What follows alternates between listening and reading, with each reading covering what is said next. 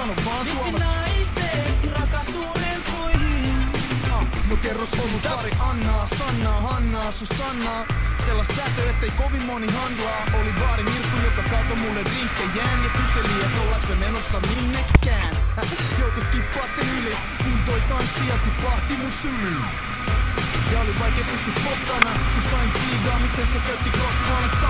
Ja vaihdoin lentoemo lennosta, takaraivos paino mielikuva kymppikerhosta. Sit oli juontaja, joka tykkäs räppäreist. Kiva tsiigaa, se vaan puhu liikaa. Se meni huutoon ja haukkumiseen, siitä etten mä kanna vastuut. Vois luulla, et se loppuu oven paukkumiseen ja palaa aina kun rahaa mun taskus.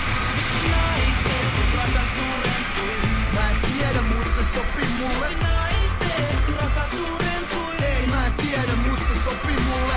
Muusikoita, räppäreitä, tatuoituja kaljupäitä. Miksi naiset rakastuu rentuihin? No kerro siitä. Liisoi, lindoi, iinoi, niinoi. Luuleks mä itsestäni liikoin? Niin oli hyvän perheen tyttö, joka tykkäs mun stylist. Mut soitti aamuyöstä kiros mun laisiin. Koitti saada mut tossun alle. Mä otin tossu talle. Tuli taiteilija tyttö, joka taiteilija vaiheili vaikeili. Kaksi taiteilijaa menee vaikeiksi. Vaihdoin malliin, ulkonäön story hajalla. Tyttö ei vaan osannut syödä ja vihtu radalla. Oli nuori mimmi, joka dikkas raasta. Mut halus omistaa ja tykkäs raamasta. Taas menee huutoon ja haukkumiseen. Siitä etten mä kanna vastuut. Vois luulla, et se loppuu oven paukkumiseen ja palaa aina.